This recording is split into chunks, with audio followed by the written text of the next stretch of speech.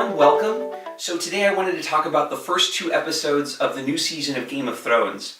Episode 2 of Season 5 came out this Sunday, and now I think I have enough information for me to give my first impressions.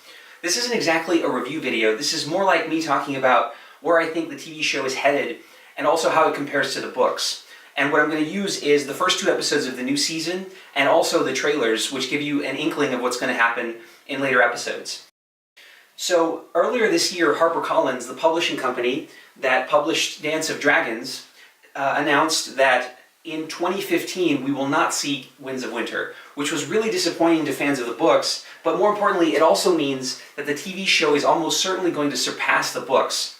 Now this was really disappointing to me, and I'm sure lots of other fans of the books, because it probably meant at the time that the TV show is going to surpass the books, which might mean that the TV show is going to spoil a lot of the major events that take place in the books, or at least that we're hoping are going to take place in the books. But as Season 5 started to come closer and closer, I realized that it's possible that the showrunners are going to take the TV show in a completely different direction in order to give readers an opportunity to experience the story firsthand in the way that it was meant to be, which is the books.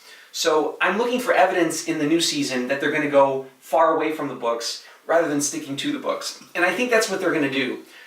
Which I think is good for the reason that I just mentioned, but also because it keeps fans who've already read the books really engaged, because now we really don't know what's going to happen. So I'm going to go give the 4 reasons for why I think the TV show is going to start to depart significantly from the books based on what I've seen in the first 2 episodes as well as the trailers. Okay, number 1, Sansa Stark in Winterfell. In the Spokes on a Wheel trailer for Season 5 of Game of Thrones, we see Sansa Stark in what appears to be the Crypts of Winterfell, which is really interesting. In the books, she's not yet in the North, she's still in the Eyrie, and we know that Peter Baelish has some kind of plan with her, probably involving the North, because obviously she's a Stark, but we don't know exactly what those plans are. The fact that Sansa Stark is in Winterfell in the TV show in Season 5 might mean that the showrunners are trying to anticipate where the story is going in the books, but it might also mean that they're going to go in a completely different direction. Okay, number 2, Jaime Lannister going to Dorne. In the books, Jaime Lannister never goes to Dorne. He spends most of his time in the book Feast for Crows in the Riverlands. There are lots of interesting things that happen there, but it's seeming like in the show they're going to omit all of those chapters. So Jaime Lannister is never going to spend a lot of time in the Riverlands. Instead, he's going to Dorne. So I take a couple of things away from that. Number 1, they've decided to omit all of those chapters where Jaime Lannister was in the Riverlands, which basically means that if you omit those chapters, Jaime Lannister is caught up in his storyline.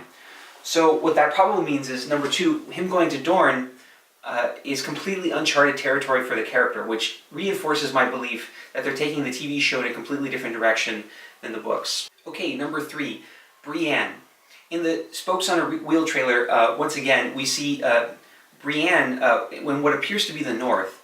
We don't know for sure that she's in the North, but there's icicles on her face, and so where else could that possibly be? So Brienne is probably going to be in the North. I don't know if it's because she's looking for Sansa Stark, or she's on some other mission, but this didn't happen in the books. In fact, in the books, after Storm of Swords, in Feast of Crows, where most of Brienne's POV chapters are, she spends most of her time in the Riverlands.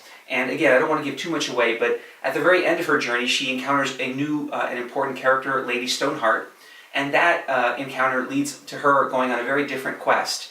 The fact that she's in the North means that, to me, that probably means she's not going to meet Lady Stoneheart, which might mean that they're going to completely cut out Lady Stoneheart from the TV show. Some people might see that as bad, but I think it's good because, number 1, if you really want to know more about Lady Stoneheart, you always have the books, but number 2, that means they're taking the show in a very different direction.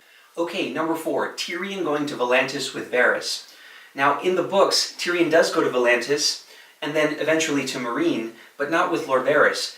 During his journeys, he encounters a whole new set of characters, and not only do we see a new set of characters in the books, but we also see a new serious contender for the Iron Throne. The fact that in the TV show Tyrion is going with Lord Varys instead suggests that they might omit those characters completely, which not only is going to change the direction of the TV show, but it might change the outcome in terms of who wins the Iron Throne once and for all. Okay guys, so that's my opinion so far. Please leave a comment in the comment section. Do you agree? Do you disagree? What is your impression of the season so far? Do you think they're starting to depart from the books, or do you think they're trying to remain true to the books? Or do you think that matters? Do you think they should try to stay close to the books, or they should try to avoid spoiling many of the major storylines in the books? So let me know what you guys think. Leave a comment in the comment section if you agree or disagree.